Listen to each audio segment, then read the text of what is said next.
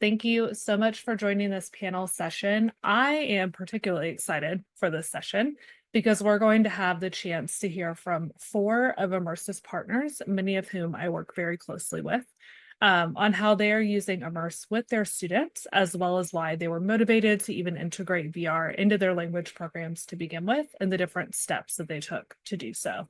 So with me today, I have Dr. Kara Yarrington. She is the Director of Introductory Spanish at the University of Illinois at Urbana-Champaign. We also will have shortly with us Dr. Emilia Gracia. She is an instructional professional at Arizona State University. We also have Dr. Maria Teodora Comsa, who is a teaching assistant professor of French at the University of Arkansas. And we also have Melinda Quilty, who is an enterprise instructional technology administrator and a VR lead at New Mexico State University. So to kick us off, why don't we just go ahead and spend a couple minutes introducing yourselves, explaining, what your role is in your department and why you are interested in integrating VR into that. Hi, I'm Dr. Kara Yarrington. I'm at the University of Illinois Urbana-Champaign. I'm the director of the Introductory Spanish program from the first through the third semesters of Spanish here.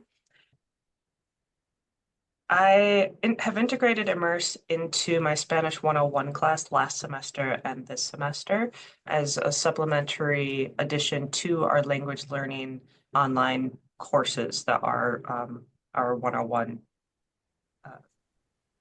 classes. Hi, everyone.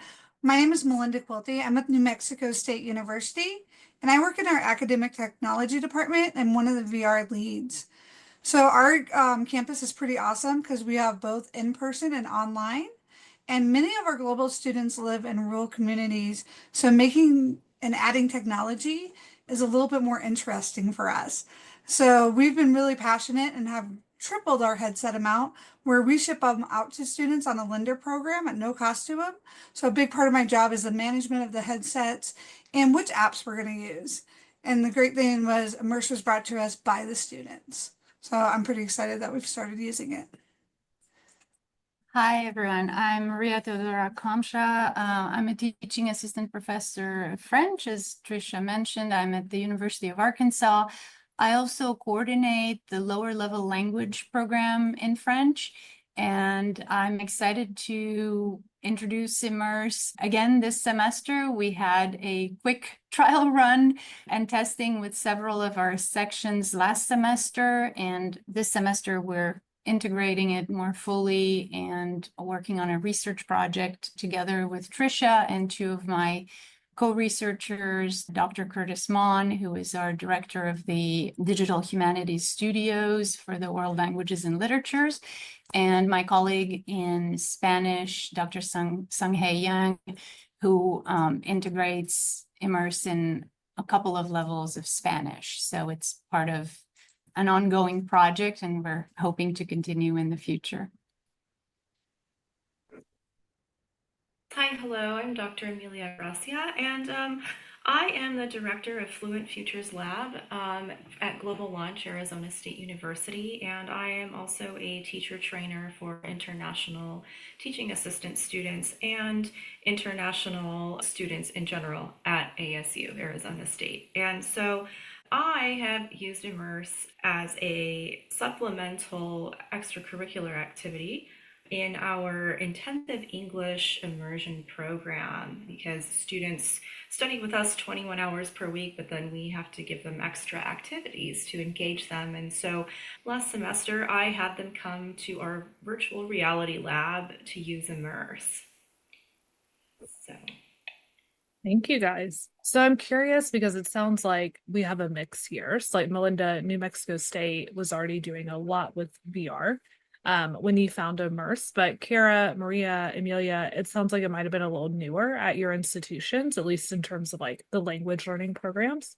So I'm curious, what motivated you to look at VR as a language learning tool versus maybe just a more traditional e-learning type of platform? And maybe, Kara, we can start with you and then go to Maria.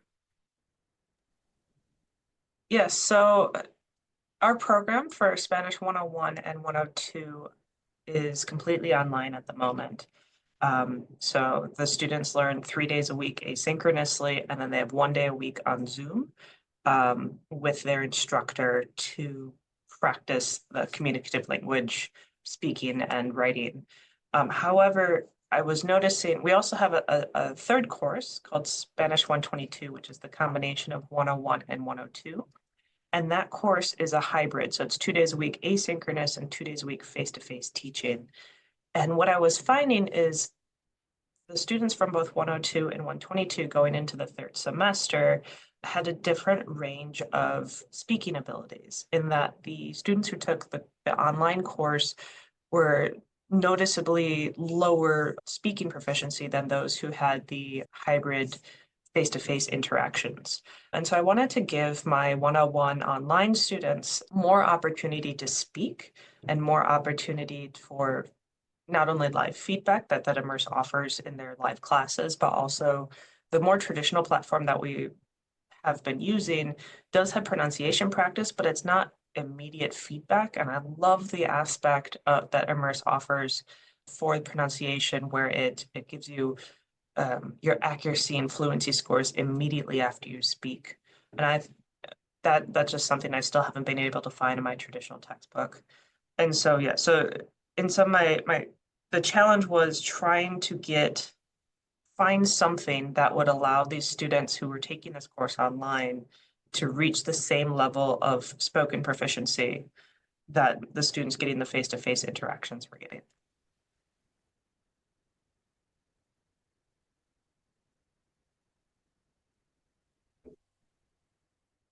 Maria, do you want to go ahead and share?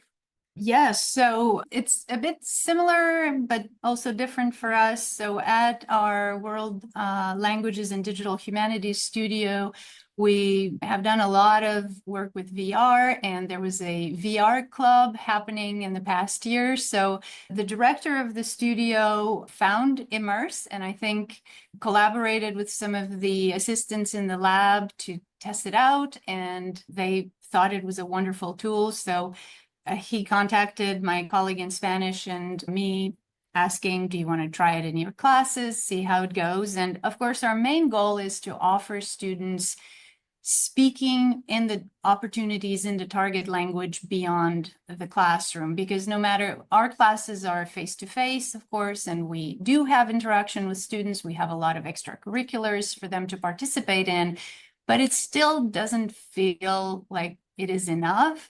And we want them to have ample opportunities to practice outside of class and, improve as much as they possibly can, and also make it a more enriching experience for them. And so that's how IMMERSE came about. And in our setting, students practiced last semester through the desktop version, and we had a very limited experience with the VR, actually, so they're not using headsets. But we are very excited about the ability to practice and get real-time feedback. So the AI-guided conversations are very helpful. And again, as Kara said, that immediate score on how you did with pronunciation and the guidance for conversation is, we find very valuable for students. So those were some of the motivation, providing them an opportunity for speaking beyond the classroom, because speaking is usually the hardest thing to master, and also the immediate feedback beyond the classroom. Yeah, thank you for sharing. And it sounds like you, Kara, as well as Melinda, even, y'all are all using this tool with Spanish language learners, French language learners, students that might not easily be able to find conversation partners outside of class time while living in the US. And so I'm curious, Emilia, to hear your perspective and what motivated you to use IMMERSE, because you're using it with English language learners who are living in the US. Correct. So yeah, I think there are some assumptions that are made about study abroad experiences. So essentially our international students here in the US, they're studying abroad. And oftentimes we assume that because they're living a study abroad experience that they're constantly speaking to English speakers, right?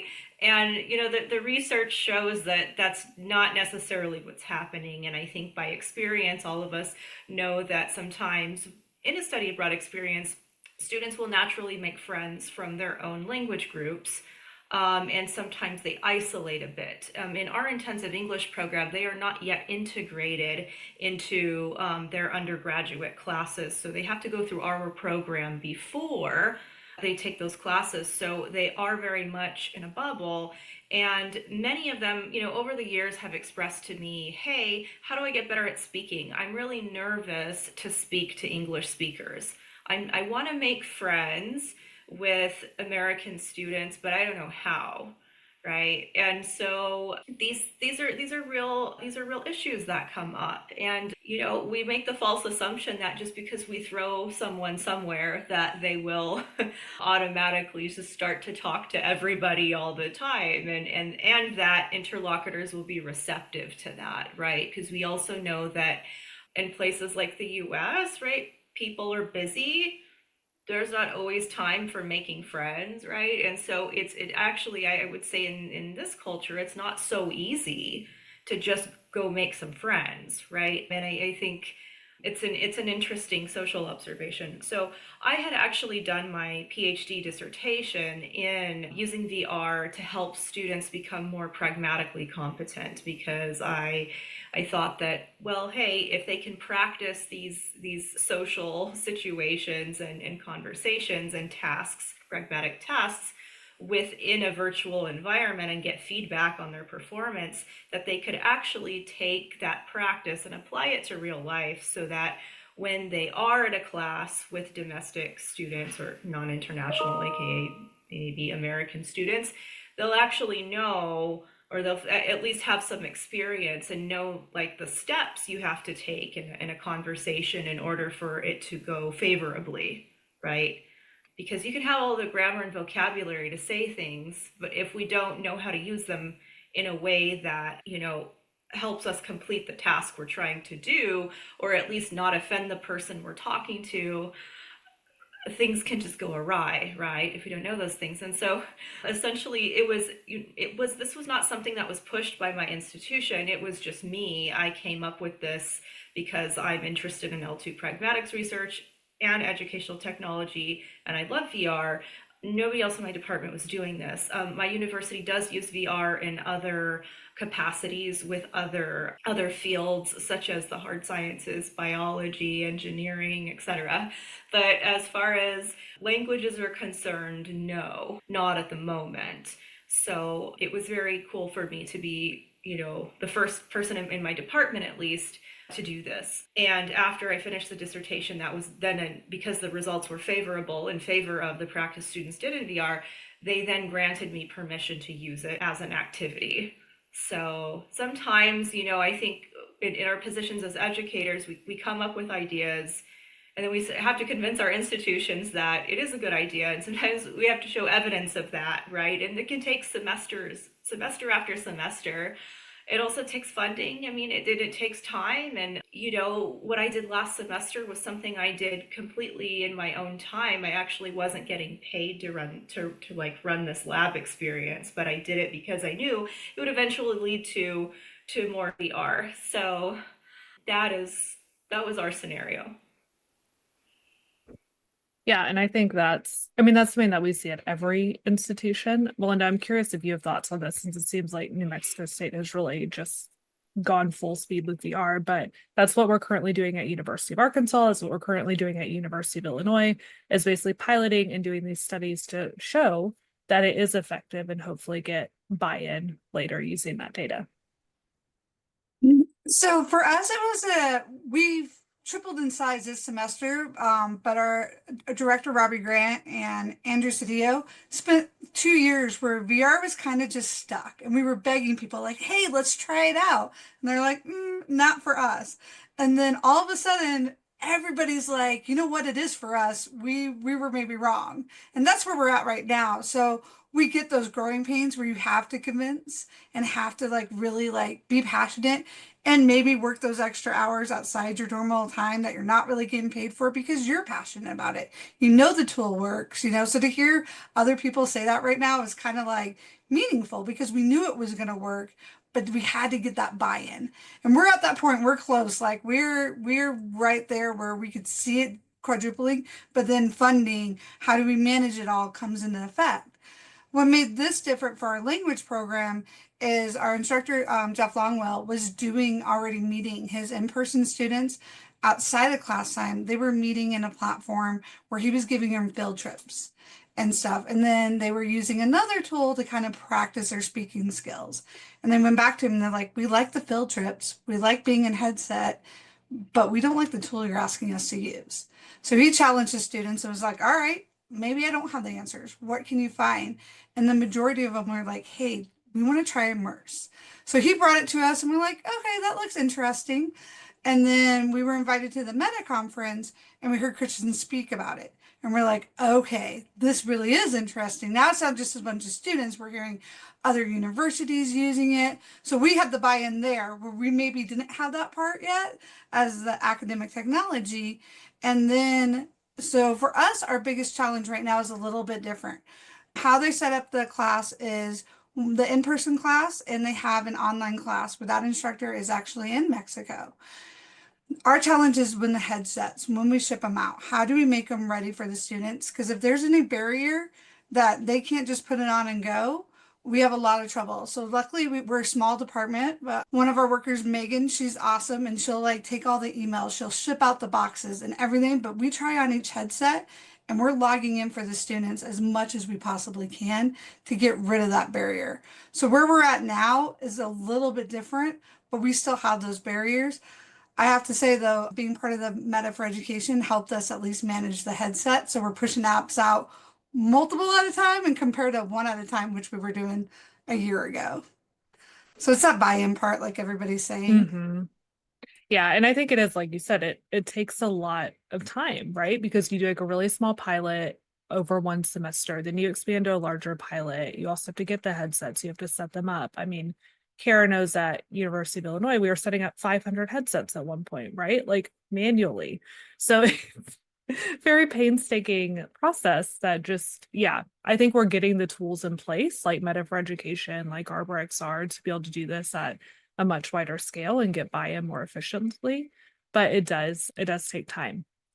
So I want to switch us a little bit now, and you've already kind of all touched on this a little bit in your intros, but I'm curious like how the different ways that you've integrated Immerse. So some of you are using it as like a supplemental tool, some of you are using live classes, some of you are just using AI. So maybe just speak to the different ways you're using it, and then any impact you've seen it have on students, you know, language learning experience, confidence, engagement, anything like that. And Maria, why don't we start with you, and then we can go to Melinda and Kara and Emilia. Okay, so in our programs, I coordinate the sections of lower level language. So I work with a number of TAs who teach certain sections, and I usually teach one or two. And we integrated multiple levels. So we're not doing via Immerse in all the classes. I selected specific sections. And again, as you said, we are piloting this and trying to gather data to justify asking for using it full scale in the future. And so several sections used it as supplemental speaking practice only. So they used vocabulary, pronunciation, and the AI guided conversation. And it was assigned as homework. Students used it with their laptops at home. And then at the very end of the semester, as a reward to show them that there is a lot more to Immerse, we did a couple of field trips so they could discover the VR environment for it. So it is a limited pilot that we had last semester, but we're kind of ambitious because we did 4 different levels. So we went from beginner, elementary 1, elementary 2, intermediate 1, and intermediate 2.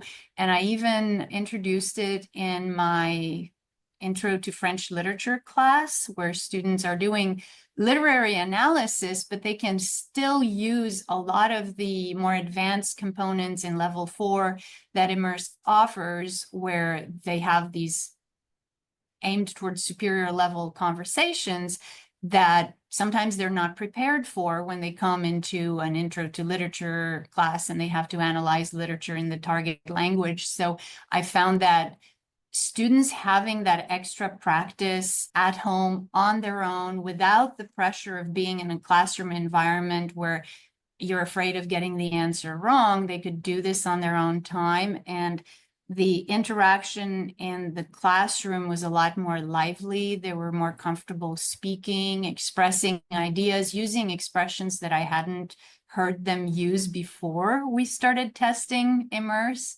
So that was really encouraging. So there are, as I said, multiple levels. It's a lot of figuring out which of the IMMERSE program sections to use, because we cannot use everything and the students do not attend the lessons. So sometimes maybe the vocabulary will not match exactly, but we always have, you know, grammar and functions. And I really like the can-do statements that Tricia has provided so that we can match them with the goals of our lessons.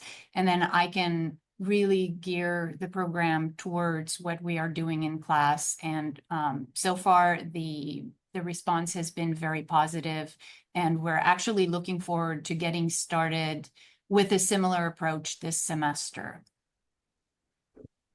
That's really exciting too, to hear that you're actually hearing them use phrases that you haven't taught them, that they've never used before after doing the AI conversations and activities. Yeah. Melinda, go ahead.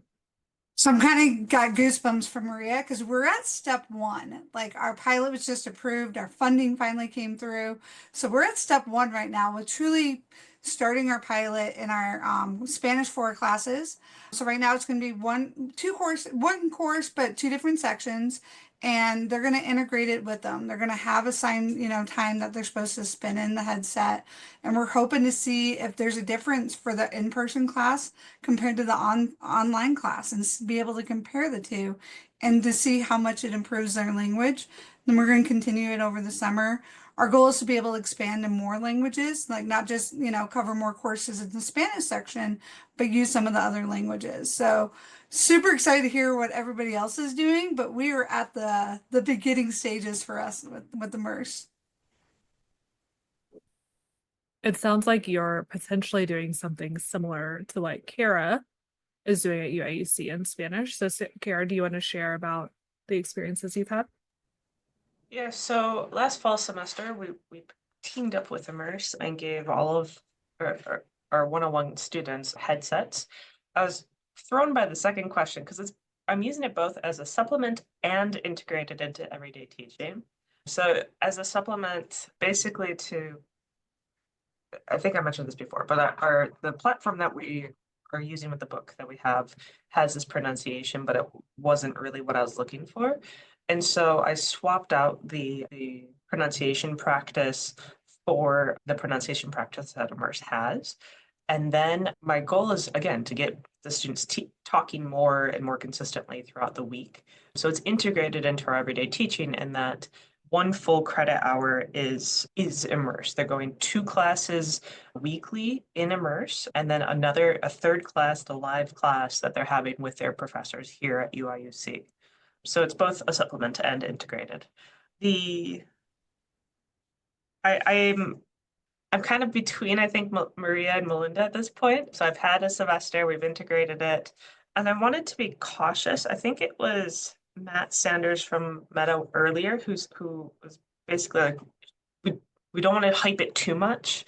So I'm very cautious of implementing this because I think, it's a great tool, but a hammer is not always needed for every single situation.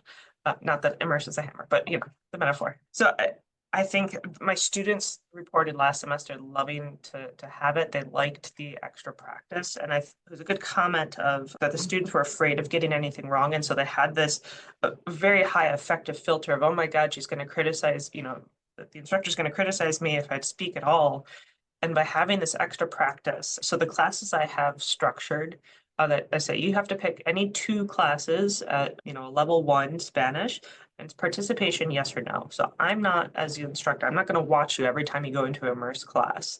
And so by them getting to have some practice outside of our normal class time, it's lowering that effective filter so that my students last semester were more enthusiastic to participate in class because they had a more positive experience using the language without that fear of of negative feedback. So I think, yeah, it's lowering the affective filter by giving them less pressure to be always right, as well as giving them more practice, because the more you practice, the better you can become with the language. Yeah, thank you, Kara. That makes a lot of sense.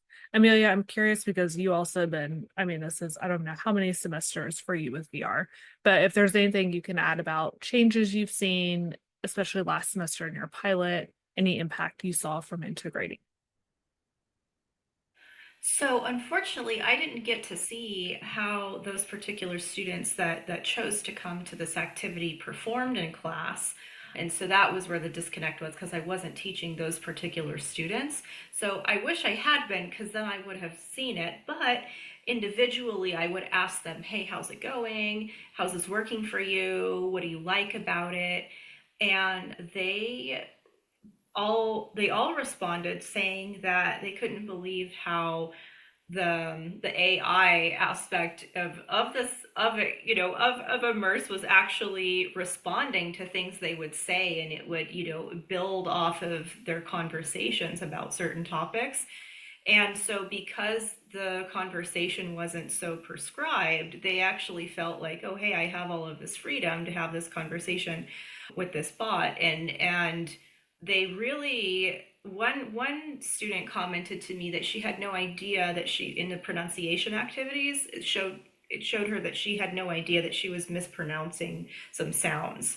Like she had just been pronouncing certain sounds a certain way, and she assumed that that's how they were pronounced until she was corrected. So that is evidence that even the student who was in a high intermediate course had been learning English for so many years, and then it is the first time that she's told that she's mispronouncing certain sounds. So I thought, that was interesting feedback, right? Because so I think that IMMERSE can tell students things about their language abilities that teachers either don't have time to, or we don't want to bother doing that because too much negative feedback can be overwhelming and we can't give that to every student all the time. But I mean, the ones that came really seemed to like it. So, and I will also point out that the ones that were coming were also not our typical age of students. So normally our students are around 18, 19 years old, and these students were either like in their late 20s, early 30s, I would say. So I thought it was interesting that it was actually more attractive to students that were a bit older than the ones who were the youngest. So I see Kara smiling because we had a similar reaction at UAUC as well. So our time is truly flying by. So to wrap up, I'm just going to put one more question in here, and then if any of you in the audience have any Q&A, please drop that in the chat as well, and we'll save some time for that. But I'm curious, Emilia, you touched on this a little bit, really being like the first one in your language program to push this forward. Do you have any advice for people who are listening and maybe want to get started, but they don't have other advocates on campus who are pushing for VR and language learning? yeah, so my first advice would be to see if there is any sort of VR lab on your campus that would be willing to help and support you. So I wouldn't have been able to do my research had it not been for Next Lab, which is a lab that is unrelated to my department, but I emailed them and told them what I wanted to do, and they let me go in their lab and use their equipment. So I think the first thing you need to do is find out what resources you can access at your institution. And then after that, you'll need to do some sort of pilot, right? Because in order to get that buy-in that I think everyone here was talking about, like you do need to kind of show that it works.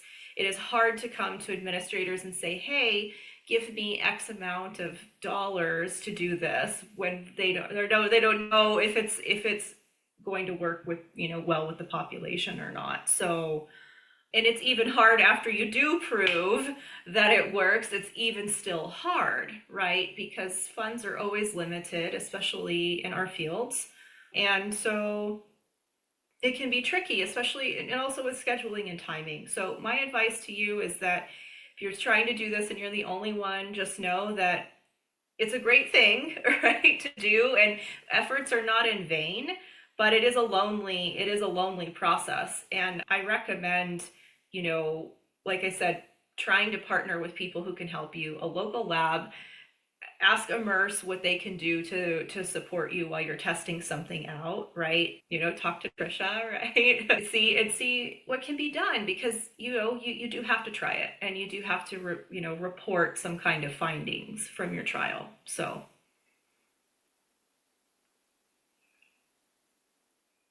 I echo all of that. No, I do think it's super important to reach out. I think a lot of times when these campuses, at least back when I started doing my research, when they would receive VR headsets, they immediately go to STEM. No one thinks to like give them over to language learning. But similar to what you were saying, Emilia, I was shocked at how many people were willing to like loan me a headset to use with students that were just lying around campus. Maria, Melinda, Kara, do you have anything else you want to add on kind of like tips for people who are hoping to get started?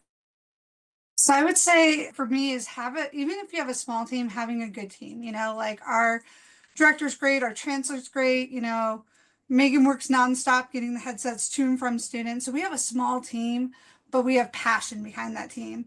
And then from a personal standpoint, to grow the program, I'm not that really outgoing of a person, but I had to realize I had to say yes. And I had to put myself in situations, if I was going to be passionate about this, to be connected to people. So every opportunity I've been given, like to go to the Meta for education, even though I was like, everyone else is the smartest person in the room. Even this panel, I was like, whoa, there's a lot of extra PhDs that I don't have. But say yes and try, because unlike what some academic, I've heard the bad sides where everyone wants to hold the knowledge. It seems with VR, XR, people want to share it. And so to be that like that light, and if I can get that from everybody, but then I want to be that for other people too, like the small schools. And MSU is not that big a school, so the fact that we already have 9 courses and pushing 300 headsets, we're really proud of that, because we're trying to cover it all. So say yes, surround yourself by amazing people, and put yourself out there, even if it makes you a little bit uncomfortable.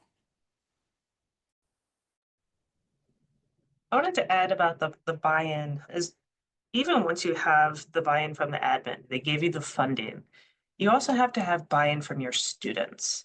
And that's something I got pushed back last semester, right? Is not everyone, but there were a couple of students going, I'm paying you to teach me. Why are we learning from someone else? And so it's convincing them of like, whatever your goals may be for why you're using IMMERSE, is like you have to convince the students that it's there for their language ability or for their language development. And so I think it's both important to get buy-in from the top as well, buy-in from the bottom. I would add to that scheduling and timing. I think Emilia mentioned this. Don't underestimate how long it'll take to get things set up and approved, and also to implement it with your students. And that goes to what Kara was saying about getting buy-in from your students as well. We're in the process of that, and it always takes longer than you think it would. So plan accordingly. Thank you guys. That's all super, super helpful. I also dropped in the chat for anyone who's interested specifically in VR for language learning, which I'm assuming that's why you're here. But Calico has an immersive reality special interest group. It's an organization, and they are just an amazing group to get involved with if you're wanting to like figure out, what are the first steps I should take in using VR for language learning. Definitely look into them. Just thinking about what Melinda was saying about really surrounding yourself with people who are like welcoming and encouraging, and everyone in that group is more than happy to share like tips and resources, and really enthusiastic about getting people to use VR for language. So we are right at time. Thank you so much for joining this panel.